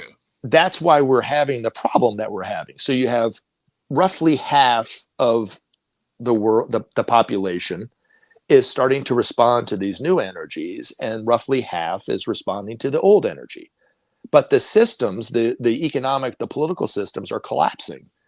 Yeah, they definitely Right. are. Yeah. And so these masters are coming back at this time, at the very perfect time, to show humanity how to build systems to support all of humanity, not just a few at the expense of the many. Yeah. So, and it all starts with the principle of sharing. So Maitreya has said that as man so relates to man, does man relate to God. So if you are believe yourself to be separate, if you are competing against your brothers and your sisters for whatever, whether it's money or food or whatever, your God would support that. Your God would support that individuality, right? So if you look at the United States, right, I use the Republicans as a classic example because they like to spin religion in with politics, right? From their Yeah. point of view, Jesus was a capitalist. Jesus supported capitalism. Jesus blesses the United States, but not Canada, right? You know, it's God bless America. It's not God bless the world, right? I mean, that's the saying, Yeah. right? So there's a lot of people who See what truly you're believe it. saying. I'm not saying everybody believes it, but I'm saying there's a lot of people that believe that. And Yeah, I see what you're saying. if you were to dive into their psyche, that's who they are, right? So I know people living in the southern part of the United States that have literally prayed to Jesus that Alabama win the national championship. I know Yeah. some people who have done that, right? And guess what? Jesus is an Alabama fan through and through and does not support Georgia from their perspective, right? If we were Yeah. to talk to a UGA fan, they would, and that was extremely Christian. Well, Jesus is a Georgia fan. He's a Bulldog, right? And I'm oversimplifying it, but there's a lot of nuances to this belief, right? So Yeah. as we relate to ourselves, as we relate to each other, is how we relate to God, is what Maitreya is basically saying. Now, God is not separate from humanity. He's We're all a part of it. Paul said God is who we live and move and have our being. So if that is true, then we live within God. And we're the unity. There's unity in life, right? So the only way to experience truly, I think, what God truly is to manifest unity on this planet, which is only going to happen when we build the systems that support that unity, that support Yeah. that brotherhood, that support that cooperation, which is what Maitreya and these masters will be teaching humanity how to build. We have to build the structures. They're not going to build it for us. But if they weren't here, if there was nothing coming down the road to support the new structures, well, then in the next few years, exactly what people are fearing the most to happen, where there'd be total economic collapse, total political collapse, total anarchy around the world, Yeah. that would be true, right? That's Yeah. people's greatest fear, basically, right? And what people don't understand is that we have the technology to destroy ourselves. Oh So yeah. that technology is there. So if we go back into a dark age or the Middle Ages where there's really no ruling governments and there's no central economies and everyone's just kind of out for themselves, well, there's going to be some people that are in control of some nasty weapons, right? Oh And yeah. that's why Maitreya says it just like this. He couldn't have said it any simpler. Without sharing, there will be no justice. Without justice, there will be no peace. And without peace, there will be no future. That's the reality that faces humanity today if we don't try the principle of sharing. So I'm not trying to frighten everybody, but that's reality, you know. And so we're seeing it happen in real life. We're seeing the collapse of it.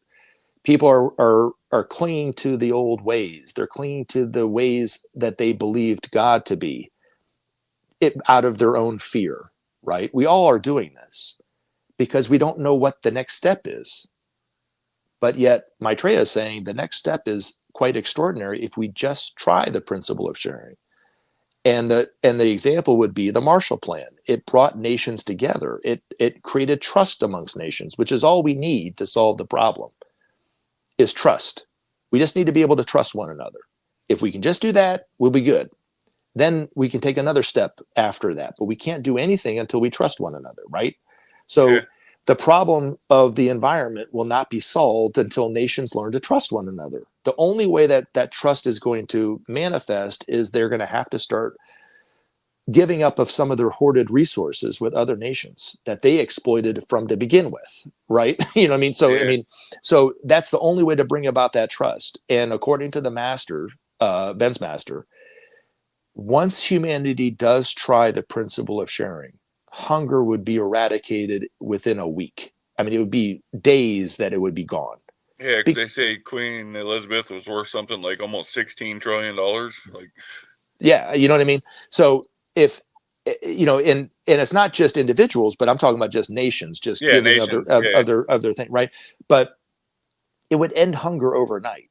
It crime would almost become non-existent. Drug addictions, human trafficking would be gone. In fact, he said the majority of our human of the problems of humanity would be corrected almost overnight by just us trying the principle of sharing. That's how important it is. In fact, nothing that Ben ever talked about in terms of the future of humanity will ever take place until we try the principle of sharing. Now, Maitreya says that the end is known from the beginning. He knows that humanity will try the principle of sharing because it's within us to do it. In fact, Maitreya says within the hearts of every single person on this planet is the longing for unity, is the desire for oneness, is the longing for peace. Even if we are a violent person, within that heart, that same heart of that war hawk is the longing for peace. So Maitreya, speaking to humanity, not saying who he is still having this effect of kind of fanning that flame of unity within the hearts of us, whether we realize it or not. And you can see the effects of it, James, in the marches and the people marching for peace, marching for justice, marching for the the environment and so forth in areas of the world that they would have been scared to death to march for peace, like China, like yeah, Iran, even and yeah. even Iran for in sure. Russia, marching against Putin. You would have never seen that 25, 30 years ago, ever. Yeah, especially Iran. Iran. Yeah, Exactly. You know what I mean? So it's not ending. So Maitreya says the single biggest political force in the world will eventually be the people. The people's voice, the will of the people will be the strongest political force that no well, yeah. There's more of government. us than there is politicians, so Correct. way and more. and the problems, we're starting to see it so clearly now. It's so crisp and clear to everybody. And that's also the flip side of it, is that's what's creating the anxiety and the stress and the problem and the suffering, right? We're seeing it. I'm not personally experiencing war in the Middle East and in Ukraine, but I can see the effects of it every single Yeah, day oh, yeah. on the internet, right? Grocery store, or even just in the grocery stores, the cost and Exactly. yeah, Exactly.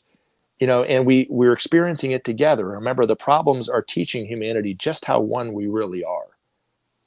And it's for us to solve the problem. you know Whether you're a Christian, atheist, Muslim, Buddhist, it doesn't matter. We need to solve these problems together. We need to look past each other's differences and understand that we're sharing the same planet. As JFK once said, we all cherish our children's future and we all breathe the same air, or something to that effect, right? yeah, And that's the reality of the oneness of humanity, wouldn't you say? yeah. I So, mean, right now I'm scared for the next generation's future. Right now, I'm not even gonna lie. Just everything going on. and if you focus directly on what's happening now in the short term, I could understand that fear. you know Oh yeah, the one thing that gets me past it, that gets me up at night, and I'm going to talk about myself for just a second, but Yeah, go ahead. in my job, I see people, hundreds of people a day. I'm interacting with them like that, and I can't tell you how many people are like, especially in the morning time, like, how do you have so much energy? And I get to work at 5 every morning, right? And I'm already Okay. starting to interact with people that early in the morning, and they're like, how are you so happy this early? And I mean, I've had people tell me that, and I don't have an answer to them other than the fact that I'm understanding exactly what Maitreya said one time he appeared as this Afro-Caribbean man in Hyde Park. And I saw this video of he and the Master Jesus in this anti-war rally it was like in 2003. I think it was right before the invasion in Iraq. And he was so excited. It was like he had just won the lottery, but he wasn't excited because he had a bunch of money. He was excited about the movement of the people. And he goes, I am so excited to see the people marching against the lies. And he called Tony Blair, Tony Blyer, is what he said. And he said, remember what Bertrand Russell once said, keep your eyes on the prize, and the prize is humanity.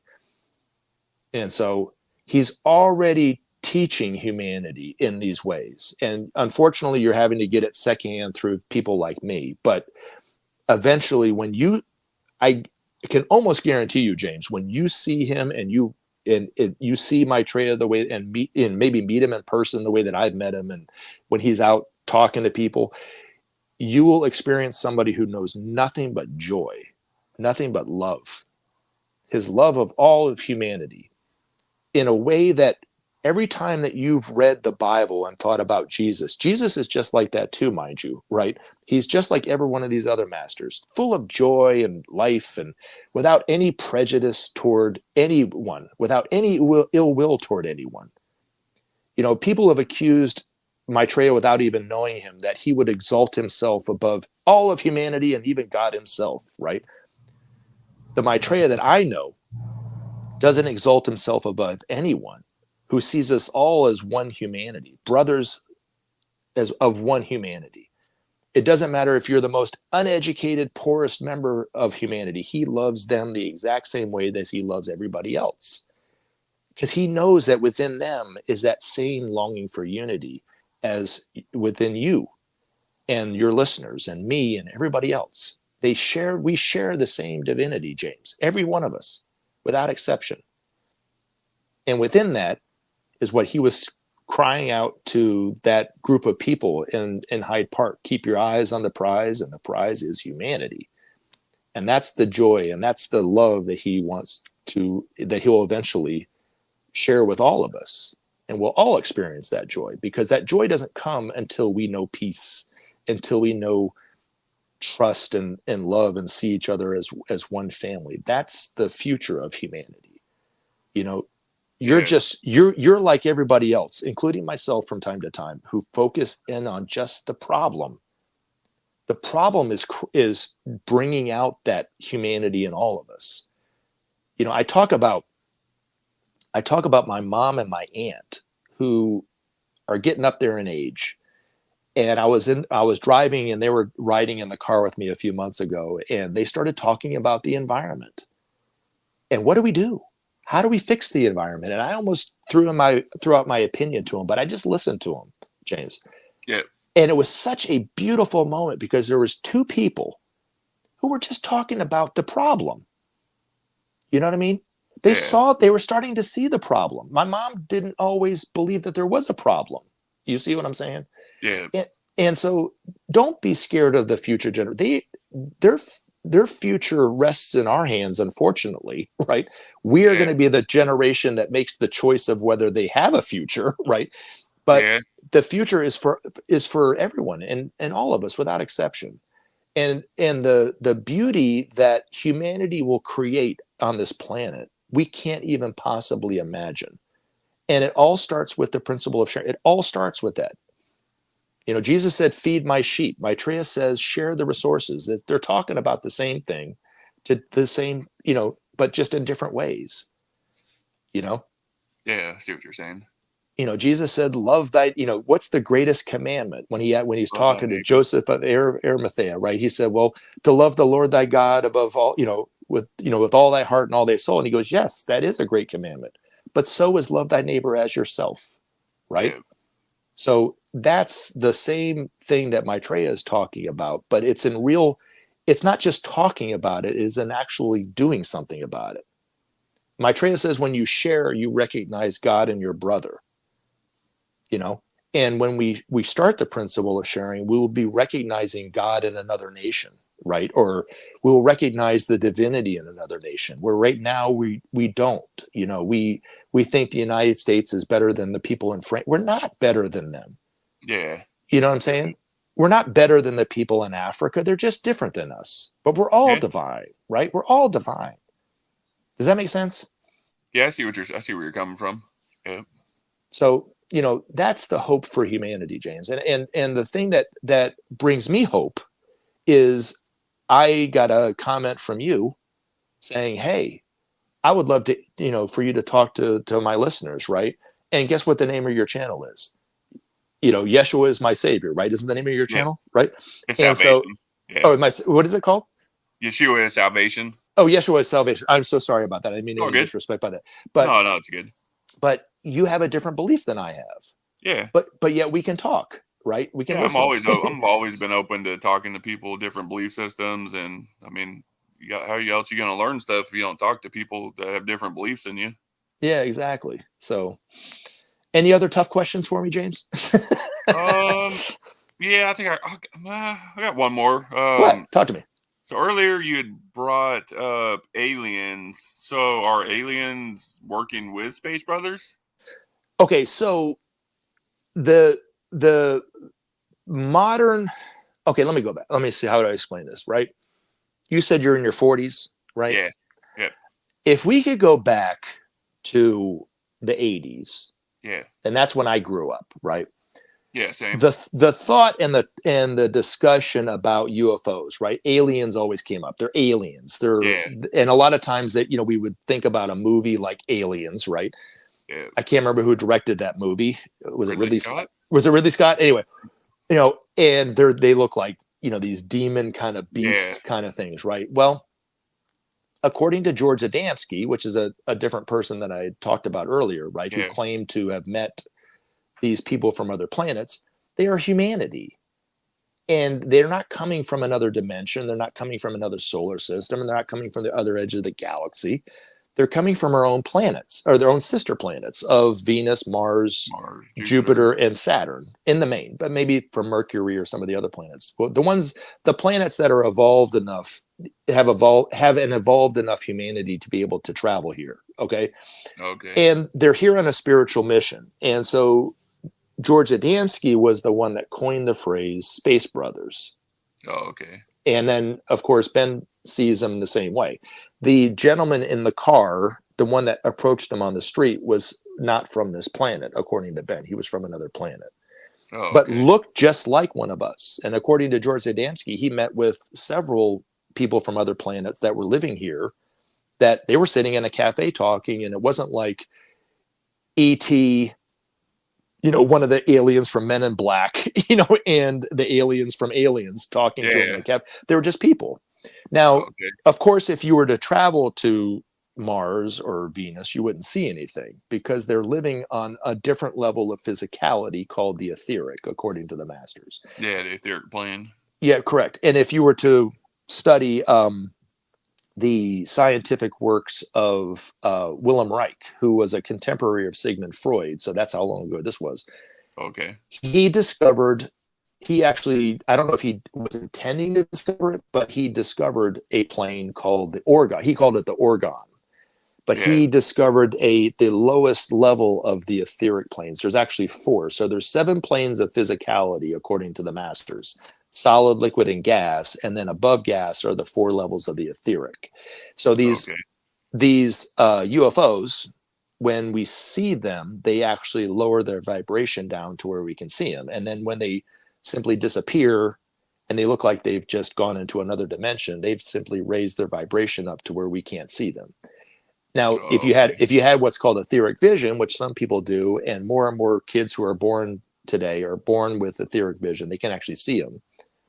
So Okay. Ben would claim that there are actually thousands upon thousands of UFOs flying throughout our skies, and they just don't want to be seen by us at this time. But when they do, they just simply lower the vibration. If the person has a negative reaction to seeing them, like a fear, or they become scared, they simply raise their vibration back up. But in the 80s, the talk of UFOs was very taboo. Yeah. Now it's becoming almost commonplace, right? Oh To yeah. where, oh yeah, I've seen a UFO before, and it's not like when I tell you that I've seen UFOs before in my life, it's not like you or anybody else would go, this guy's totally off his rocker. Yeah. You might not believe that I'd seen it, but it's not something that's so crazy and off the wall crazy that you would think that I needed to be put into an institution, right? Yeah. But 50 years ago, if you came out on TV and you talked about UFOs, there would be a lot of people that'd be like, dude, you need to see some serious help, Oh right? yeah. My grandpa told me my whole life that he saw one, but it was actually documented in Paris, California, when he was a teenager. It's Yeah, actually in the newspaper down there. It hovered over the town almost like the whole day. yeah. So, And there's there's a in my videos, I have a couple images of UFOs in the beginning and the end, in the introduction and the outro. One of the outros is it's 4 or 5 lights in the shape of a V, and that was the one that was very prominent over Arizona. I think it was over yeah, Phoenix. Arizona. Yeah. And the funny thing was, and I just found this out, I was watching this TikTok video on YouTube not too long ago, actually, but the person who called it in, the pilot who called it in, do you know who it was? Who? It was It was Kirk Douglas. Oh wow, the He actor. was flying a plane. You know the actor Kirk Yeah, Douglas. Michael Douglas's father. Wow. Oh, I'm sorry, Michael. No, not Michael Douglas. Kurt Russell. Sorry, I'm Oh, so Kurt sorry. Russell. Yeah, Who was Goldie married to Hawn's Goldie Hawn. husband. Yeah, yeah. Yeah. He was flying a plane, and he was the one that apparently that called it in. I think is what he said. Oh wow. So more and more people see this, and I'm not a Trump fan, and it's okay. You don't have to I'm agree with not that. either. But I'm right in the middle. I don't care for either side, to be honest. yeah, exactly. But It's all buddy buddy behind the scenes. yeah, but back in the 2020, I saw this article online, and it was actually corroborated by a couple other media sources online. So it wasn't fringe news sources. These were actually mainstream news like CBS and CNN Yeah. and Fox and all that stuff. Apparently, some people from the Pentagon had some meetings with congressional members about UFOs, and then they met with Trump about the same thing. They told him that they were letting him know that they had evidence of UFOs basically. And I always Yeah. posed this and I always posed this question to think about, because this is what I thought about was Trump didn't deny having the meeting. He just denied that there was any reality to or any truth to it, right? Yeah, I think I saw that interview. But he didn't say that the meeting never happened. Yeah. Okay, so why would somebody put their neck out on the line and go talk to members of Congress and the president of the United States, about UFOs if they didn't know for certain that they existed, right? So Yeah. I mean, they say, who was it? Eisenhower actually had a meeting with one. I mean, that's been out there for years. But yeah, and whether Jimmy that's true Carter, or not, yeah, and Jimmy Carter yeah, was labeled as crazy because he said he had a UFO experience too. yeah, I I don't remember know, that. and I know Ben claimed to have ridden in a UFO Oh wow. back in the 50s, right when he met his master, and Okay. telepathically he was introduced and worked with the Space Brothers.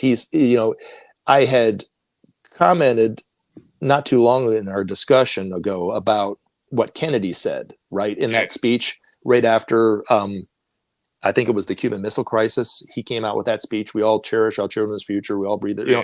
I can't remember exactly how it was. We all breathe the same air and cherish our children's future, right? Mm-hmm. That, according to Ben, there was a member of Kennedy's not cabinet, but he was a senior advisor to Kennedy. Okay. Kennedy did not know this fact, but he was actually not from this planet. He was from another planet, and Oh he wow. advised him of what to say, because Kennedy was kind of in an inquiry about what do I say after this Yeah. this event that could have destroyed all life on planet Earth, right? And that's Yeah. what this Really guy good. suggested that he say, and that he said there was more to it, but Kennedy was advised by others to not say what he said, but that was what was left in there. And it Okay. was hands down probably the most moving thing that Kennedy said, right, in his presidency, was that one part of that speech, Oh, talking, okay. really speaking to the unity of humanity, really is what it was. But anyway, but yeah, I had an experience. Do you mind if I share an experience I had No, go about ahead. UFO? Go ahead. So back in 2009, I was going to Charlotte to spend time with my brother for the 4th of July. And on the way up there, I had this other thought. And I was like, I asked Maitreya, for some reason, I have these experiences where I ask Maitreya something, and then I think, why did I do that? So I asked Maitreya, I guess through my mind, maybe telepathically, I asked him, I said, is there any way that he could ask the Space Brothers to show themselves to my family? I don't know why I thought to ask him this. In fact, I actually afterwards said, forget it. Don't worry about it. Right. So that's, but when I got to my brother's house in Charlotte, um, spent all the day on the 4th of July, and we're about to go out. We're out in the front. He lives in a really nice neighborhood in Charlotte, and we're standing out on the street, and all his neighbors are kind of in front of his house, and it's starting to get kind of dark, and we're shooting off these little itty bitty fireworks that are going up about 3 or 4 feet in the air and spinning and then dying out. Right. That's basically the Yeah. extent of our fireworks. Anyway, so I'm watching my nephew, he's in his 20s now, but at the time he was quite young. Anyway, and we're looking at I can't remember exactly what firework he was about to light. And my brother's neighbor, who I'd never met before, and I didn't tell him that I thought that a UFO would show up or anything like that. I'd forgotten all about even making this request of Maitreya.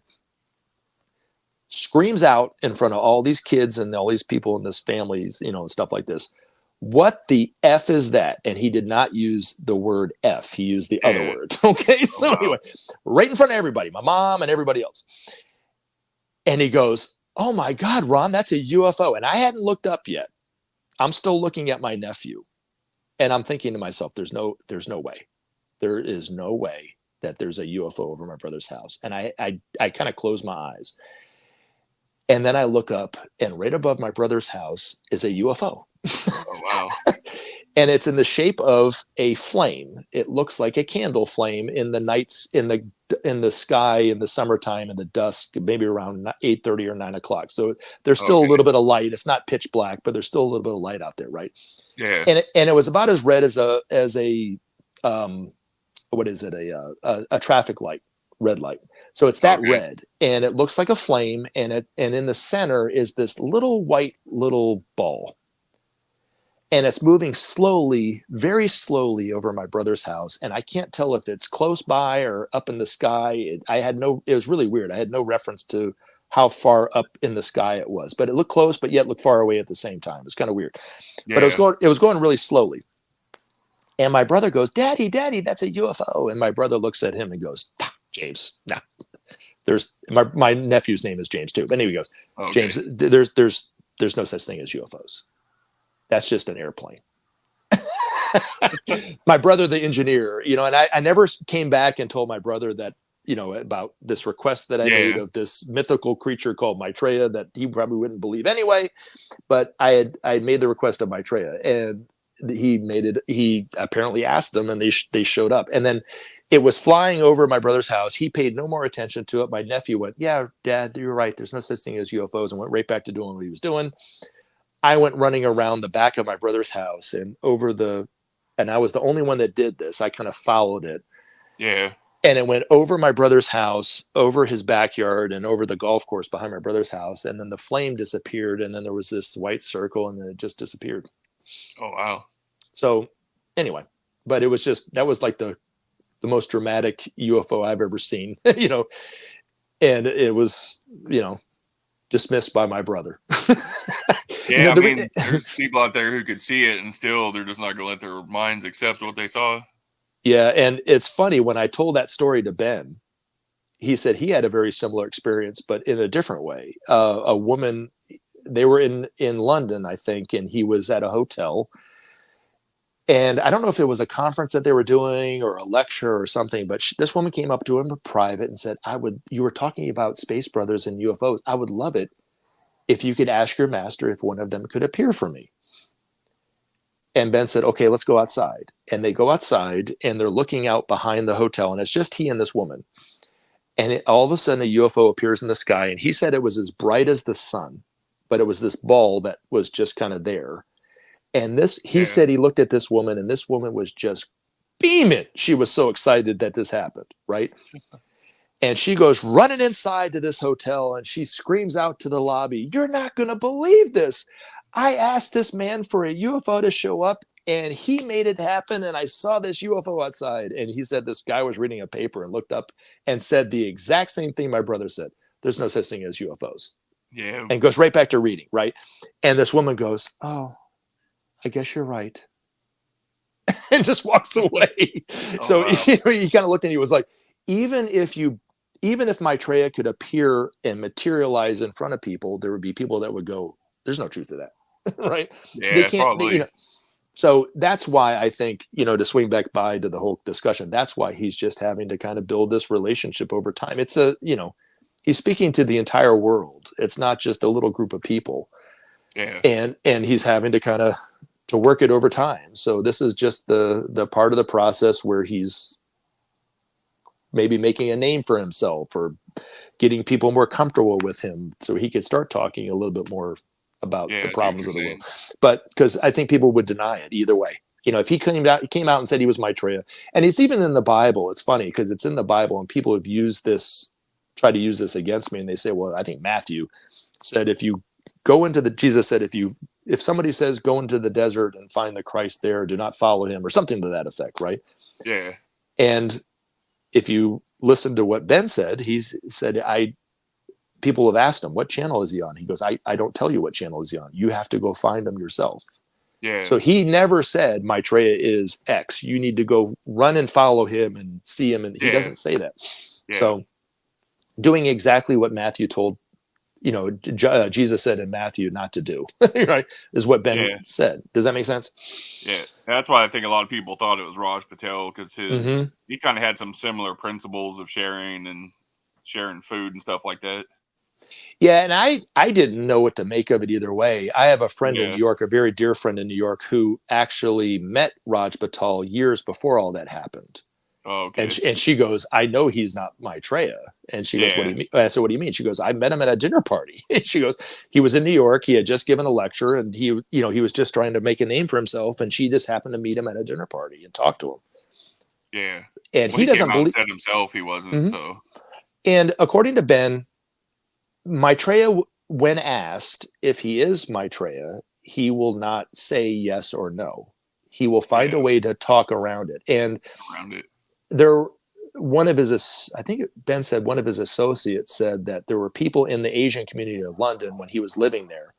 We're starting in London or something. Yeah, he was living in the Brick Lane area of London, if you know where that is. I don't know where it is. I haven't been to London yet. I don't know where it is. I've just heard him. That's where they said he lived. Mm-hmm. And so it's a predominantly very closed neighborhood, culturally. They don't have a lot of people from outside coming in there. I think it's mainly like a Muslim area, isn't it? Correct. Yeah. And there's some Hindus in there too, but it's mainly Muslim. And there were people that were starting to suspect that he was the Imam Mahdi, and they were talking about it. I think the Imam Mahdi's here, right?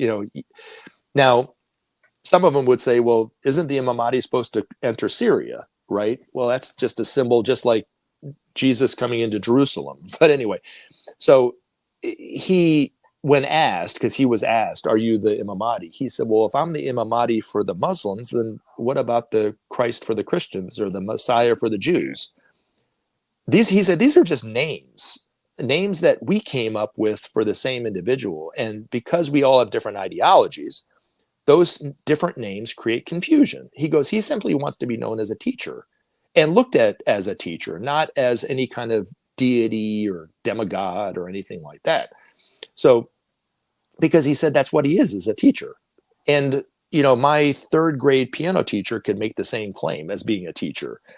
She's just teaching piano, where Maitreya is teaching us about life and the laws of life and teaching us how to live and all that kind of stuff. Just different in that way. Yeah, So, I see what you're saying. but the Space Brothers, according to Ben's master, will become more and more known. Eventually, somebody will ask Maitreya when he's out known for who he is about the reality of UFOs, and he will confirm for those who believe who he is that the UFOs are here and they're not here to harm anybody and everything like Oh, that. okay. And so, and then they don't need to operate on us or probe us. They already know who they are because we are them, and they know more about the existence of who they are. They know more about their makeup than we do. So what's the point of operating on us when they can just look at themselves, right? And so Yeah. they don't need to know about our technology. They already know their technology is far superior than ours. Oh, yeah. Eventually, they will give us their technology called the technology of light, which is how they travel, which is how they power their cities, free for everyone. They won't charge us or anything like this, but it's a technology that in the wrong hands could be very dangerous. And so they won't give it to us until Maitreya says that we're capable of receiving that technology without harming ourselves and others. Yeah. So Okay. I don't know much about it other than that we'll be able to, it'll totally transform life on planet Earth, that technology, the technology of light. Oh, wow. But Interesting. as it comes in more and more, we'll relate more and more to them. We'll look to them and discuss things with them, just as we will look to the masters for help and ideas. Yeah. Okay. Right now, according to Ben's master and Maitreya, the um, UFOs are here cleaning up the atmosphere from the environmental abuse that we're doing. So right Oh, okay. now, the main environmentalist, right? The conscientious environmentalist would say climate change is the greatest economic danger that is out there, right? Climate change. Yeah. And then you have those people that deny climate change. Well, according to the masters, climate change is real. It's about 80% man-made, 20% natural causes. Yeah. And so they're both political groups are correct in a way, but the real danger is not coming from climate change. It's coming from nuclear power and the way that we produce nuclear power today. Yeah. And so our scientists would disagree because they would say that nuclear power is safe, it's clean, when it's not safe and clean. And it's only safe and clean from their point of view is that our scientists measure the way that they measure it with a Geiger counter is very crude. Yeah. But the what happens when we just talked about the etheric planes, there's all the planes of physicality are related. So the nuclear power and the way that we are produce it today creates nuclear radiation on the etheric plane, not on the gaseous, physical, and the and Oh, the okay. and the water plane, right? But Yeah. on the etheric planes, which we owe our health to the etheric planes, it's very fine. We can't see it, we can't smell it, we can't measure it, we can't touch it, but it's there. Yeah. And it goes up into the atmosphere to where Ben's master said that every droplet of rain has radiation in it. Yeah. It Everything makes that we sense. drink, everything we consume has this radiation. So if it wasn't for these UFOs cleaning up our atmosphere all the time, we would So, be like around dead. like the Fukushima accident and stuff like that. Is what you're saying? Precise, exactly, Yeah. precisely. But even not even the accidents, just the way that we produce it and store Produce it it. Yeah. It leaks. and Obviously dispose of leaks. it, it's creating problems. And so if you watch the History Channel, there's all when they talk about UFOs, a lot of times they talk about UFOs around nuclear power, Power plants. Yeah. and what they're doing is they're cleaning up the area around those plants. We are so scared of UFOs that we think it has to do with them trying to access our technology, but what they're Yeah. doing is they're cleaning up the area because it's quite Yeah. I dangerous. never. I never thought that because I was like, they're so much more advanced than us, but they Mm-hmm. don't like. Yeah. I never So thought about any put any thought to that or them doing operations on people. I was like, why would they? I always thought, why would they need to? yep, and I'm sure with you said it was your grandfather that had that experience. Yeah. I'm sure Yeah, that. the whole town saw it in Paris, California. It was in like the 30s or 40s, Mm. So, I but mean, I'm it sure was hearing that, documented. yeah, but I'm sure hearing that from your family, right, Yeah, helped yeah, I heard it from to, my grandpa. have Yeah. a greater understanding of UFOs than most people wouldn't have, right? I mean, Yeah. you heard about it from somebody who actually saw a UFO, right? It's quite Yeah. extraordinary. Yeah. Yeah. He said it was massive. He said it was like 300-400 feet wide. He said it was huge. Hmm. Yeah. The whole town saw it in Paris, California. It That's was awesome. documented in the newspaper, all that. That's awesome. Yeah. Any other tough questions for me? I don't think so. My computer's at about 10%, and we're already at 2 hours. Wow. It was a I know lovely discussion. you got a dinner, and I got a birthday thing to get to. You got any like closing statements or anything? Not really. Okay. Other than I just want to say, James, I really appreciate the opportunity to talk to you and your listeners. I can't thank you Oh, enough yeah. for it. I was so Awesome. excited when you finally got back to me, Awesome. and Yeah, I'm a curious person. I like talking to different people with different beliefs and just talking to them. I've always yeah, been like that. absolutely. And if you ever want to invite me in the future, Yeah. I'll be more than happy to come back on your show. So thank you Yeah, so much. we might do that at some point. I had a really great time today.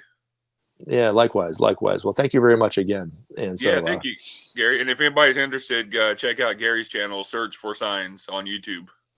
yes, thank you very much. Have Yep. a good day. Yeah, you too, Gary. Have a good one. It was All good right, talking to you. likewise. Bye. All right. Bye. All right, guys. That was 2 hours went by quick there. Yeah, we're gonna go ahead and end it here for today. I got a birthday party I got to go to. So I'll talk to you guys later. Have a good one. God bless.